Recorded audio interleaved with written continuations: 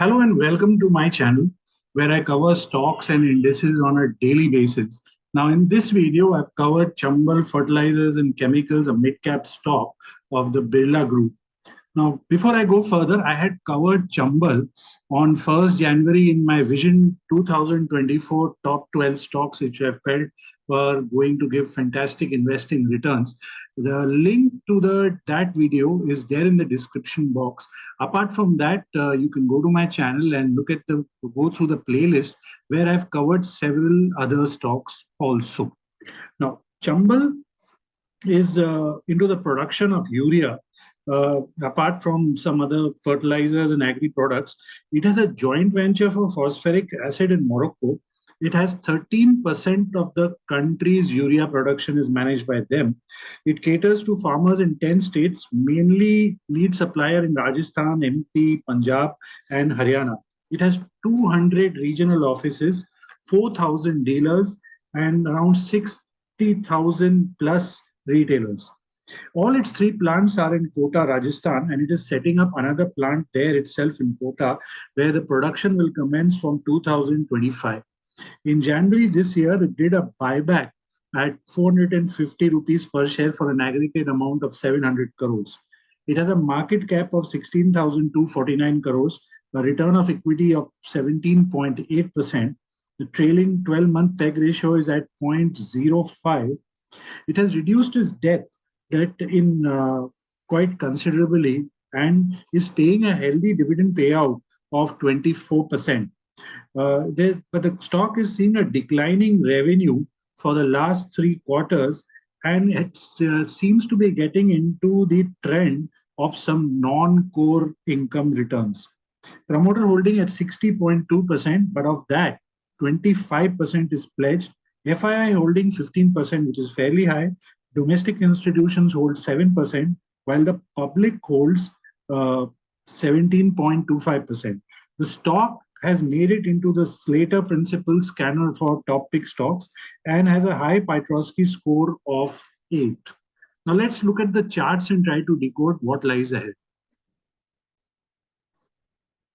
I'm starting with the quarterly time frame chart of the stock since it's data listing available in TradingView. So from 1999, solid listing, a sideways correction out here. Then again, another small sideways here, another one here. And then the last one, which we saw in 2023 or 22 that way out here. Now, interestingly, if we go and check out that the retracements for the stock since the 2013 lows are 60%. Every correction has been 60%. First one from 13 to 18 rally, then a COVID drop 62%. Then again a rally from there till April 22 and a drop till March 23 of another 62%, from where it has again resumed its upward rally in the stock. So right now in the monthly, the support is quite low. In fact, around 290 odd or 280, like that. Let's look at the monthly chart and try to decode what lies ahead. It has managed to bounce from the Ichimoku cloud, a Kumo bounce, and is now trading above the Ichimoku Kijun with resistance for this month of May, currently at 440 and with a solid support around 400 rupees for the time being. If 400 does not hold, then the baseline at 370 would work like a support for the stock going ahead. Anything below 370 opens for 330, etc. in that way along the down. Now let's look at the weekly of the chart. In the weekly, in the month of July 2022, it made a bullish cipher, small pull up from there, then back, retesting the cipher bottom, and from there has taken off quite nicely. Prior to the cipher, it made a wedge-like structure which led to that breakdown. Now in the weekly, we saw a good rally in the end of April, and then a pullback happening. That pullback now is suggesting a support at 370, and then below that at around 350. Anything below 350 would be a bit dicey, then taking it down to 325 to 300 in that case. So crucial level of 400 going forward for the stock in the higher time frame. Let's look at the daily now. Interestingly, look at this in the daily. This breakout which happened out here in the month of April, in the month of May, did a pullback and right at the breakout level, and from there it is once again trying to continue with its further upside from this particular level, trading above the Ichimoku baseline quite comfortably now for two trading sessions. So for the daily, again the support, crucial support 400, we're seeing that even in the monthly and the weekly. Below that 385 and then 350. The daily has a resistance of 435 odd out here, this doji candle, and in the weekly the resistance is around 425. It's a weekly closing like that. Now before I go to the hourly, the derivative data for the stock for today, that is Friday, May 17, is completely flat. So is the price. There is hardly any change in data. In the last 5 days, there is 2.89% increase in the stock, but there is no change of data, completely flat. So suggesting that if there are shorts in the system in this decline, they are still not out of it. So any further rally on the upside above 400, if 400 holds, that's more crucial.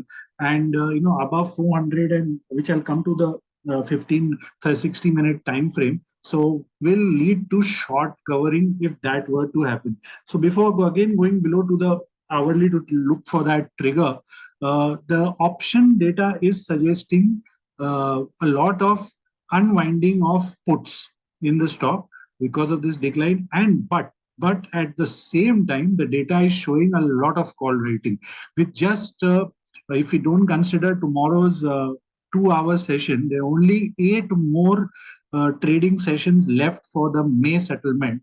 So with 8 trading sessions, lot of traders who might be having holding cash, the stock in cash or in derivative longs, they are hedging their portfolio by writing a lot of calls.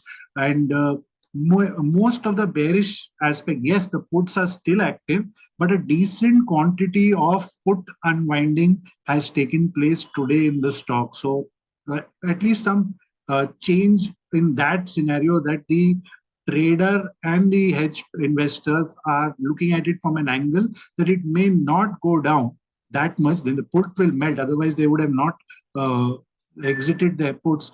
The chances of a strong rally not so high. That's why those put call writings, and even if it is like that, they have hold it in their portfolio, so that the damage will not be to that extent unless they are writing something excess or very close to the spot price.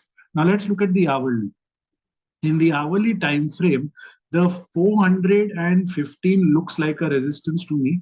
You can see out here 2 attempts to take it out, go above it, failed, and then after that small attempts at 410. So once it starts sustaining above 410 to 415, the next stop comes around 435 in the hourly time frame for it.